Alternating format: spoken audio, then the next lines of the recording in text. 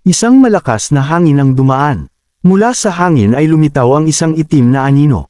Ang lalaki ay may mahaba at magkahalong itim at puting buhok.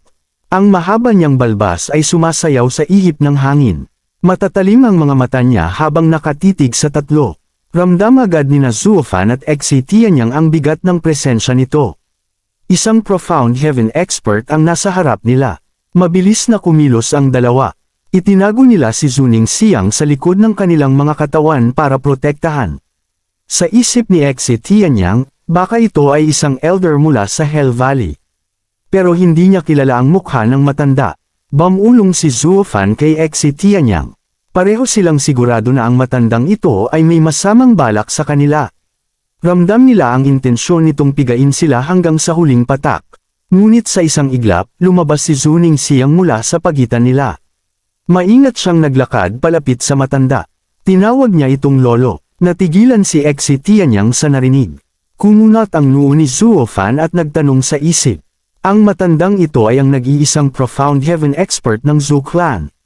Ito ay si Zhu Dingtian, ang patriarch ng Zhou Clan.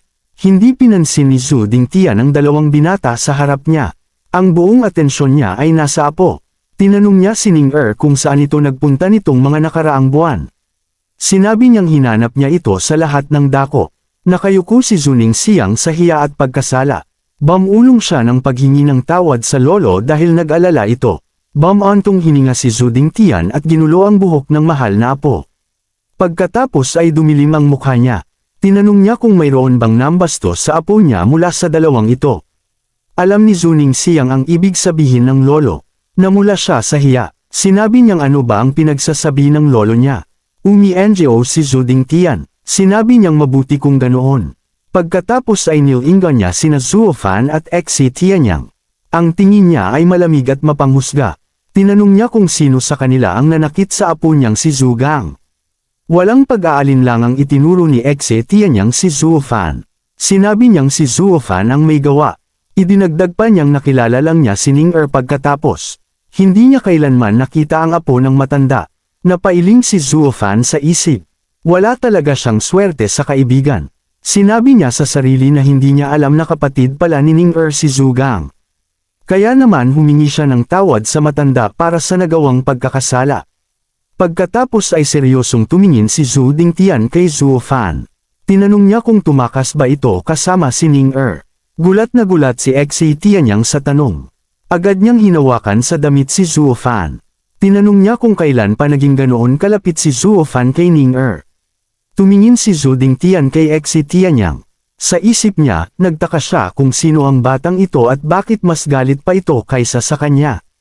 Pagkatapos ay bumaling siya sa apo niya. Tinitigan ni Zuning Xiang ang lolo niya ng masama. Pagkatapos ay tinakto niya ang namumula niyang pisngi gamit ang mga kamay. Sa loob-loob niya, nagrereklamo siya. Matanda na raw ang lolo niya pero kung ano-ano pa ang sinasabi ng walang paabi. Ngunit hindi niya maiwasang sulyapan si Zhuo Fan. Itinaas ni Zhuo Fan ang mga kamay. Nagpaliwanag siya sa isip na huwag magkakamali ng iniisip. Sinabi niyang pinaturo lang niya kay Ning ang daan at wala ng iba. Doon lang kumalma si Xe Tianyang. Tinitigan ng maigi ni Zhu Dingtian si Zhuo Fan. Wala siyang nakitang kasinungalingan sa mga mata nito.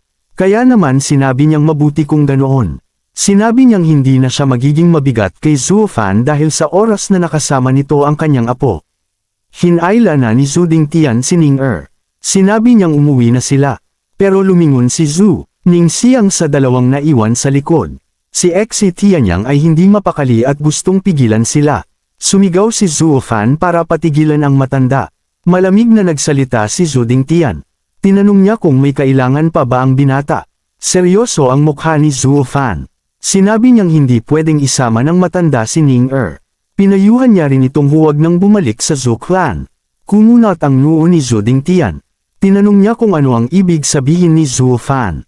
Diretsyong sinabi ni Zhuo Fan ang totoo. Sinabi niyang nagalit nila ang 7th Elder ng Hell Valley at nakilala nito si Ning Sa palagay niya ay kasalukuyang nanggugulo na ang Elder sa Zhou Clan. Kung babalik sila ngayon, kamatayan lang ang naghihintay sa kanila. Nagulat si Zhu Dingtian sa narinig. Tumingin siya kay Zuning Xiang para kumpirmahin. Nakita niyang nahihiyang tumango ang apo niya. Para siyang tinamaan ng kidlat. Nang inig ang katawan ni Zhu Dingtian at napaatras siya hanggang sa matamba. Nagsimulang umiyak si Zhu Ningxiang at tumakbo papunta sa lolo. Humingi siya ng tawad habang umiiyak. Hinigpitan ni Zhu Dingtian ang kamao. Nilamon ng galit ang kanyang puso. Pagkatapos ay damako ang kanyang mga mata kina Zuofan at Xi Tianyang. Ang mga mata niya ay puno ng intensyong pumatay. Sa isip niya, ang dalawang ito ang nagdala ng kapahamakan sa kanila. Hanggat dadalhin niya ang dalawa sa 7th Elder, patatawarin sila nito at maliligtas ang Zhu clan. Thank you mga boss. Dito na natapos ang chapter na ta. Stay tuned lang, ini-edit ko pa ang susunod na chapter. Like and subscribe para updated kayo sa mga upload natin.